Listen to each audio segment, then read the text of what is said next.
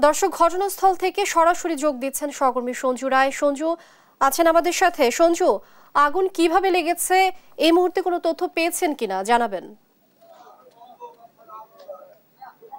Lydia, আমি দাঁড়িয়ে আছি বগুড়া শহরের সাতমাথা সংলগ্ন মেরিনা নদী বাংলা কমপ্লেক্সের নিচে। আজ কিন্তু দুপুর 1:15টার পরে এই মার্কেটের ষষ্ঠ তলায় কিন্তু অভি মেডিকেল স্টোরের একটি ওষুধের গোডাউনে অগ্নিকাণ্ডের ঘটনা ঘটে এবং তার পরপরই যেহেতু মার্কেটে 38 থেকে 40টি ওই একই ফ্লোরে দোকান রয়েছে এবং অধিকাংশ দোকানই ছিল কিন্তু ওষুধের, তবে এই মার্কেটটি ইলেকট্রিক্যাল পণ্যের মার্কেট হিসেবে পরিচিত। যেহেতু ইলেকট্রিক্যাল পণ্যের মাঝে অনেক রয়েছে দাহ্য পদার্থ, এই জন্য কিন্তু আগুন লাগার খবর কিন্তু ছড়িয়ে যাওয়ার সাথে সাথে এই পুরো এলাকাতে কিন্তু একটি আতঙ্ক ছড়িয়ে যায় এবং এখন পর্যন্ত ফায়ার সার্ভিসের যিনি বগুড়ার সহকারী পরিচালক মঞ্জিল হক, তার সাথে আমার কথা হয়েছে।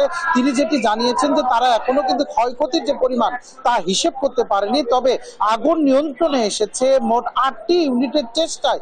তবে এখন পর্যন্ত কিন্তু তারা আগুন নিয়ন্ত্রণ করলেও সেখানে যে মার্কেটের ভিতরে ধোঁয়াগুলো যে আটকা ছিল সেই ধোঁয়াগুলো কিন্তু নিষ্কাশনের কাজ এখনো চলছে এবং যে গ্লাসগুলো ভেঙে মার্কেট থেকে উদ্ধার কাজ করা হয়েছে সেই গ্লাসগুলোর যে ভাঙা কাজগুলো রয়েছে সেই কাজগুলো কিন্তু অপসারণে কাজ করছে ফায়ার সার্ভিস।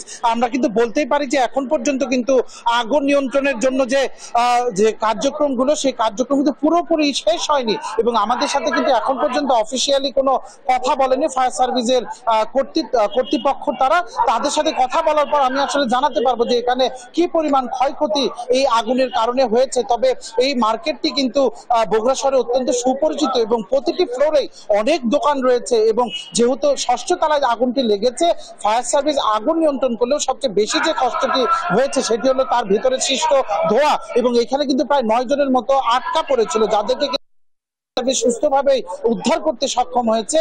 তবে কিছুক্ষণ পরে আমরা জানাতে পারবো যে আসলে কতগুলি দোকান পুড়েছে এবং কত টাকার ক্ষয়ক্ষতি হয়েছে তা ফায়ার সার্ভিসের যিনি বগুড়ার দায়িত্বে রয়েছেন সহকারী পরিচালক, তিনি কিন্তু অফিসিয়াল স্টেটমেন্ট আর কিছুক্ষণ পরেই দিবে। লিবিয়া, বগুড়ার সাতপাথার মেরিনা নদী বাংলা কমপ্লেক্স থেকে আগুনের সর্বশেষ আমার কাছে এখন পর্যন্ত এই ছিল। সঞ্জু, অসংখ্য ধন্যবাদ আপনাকে।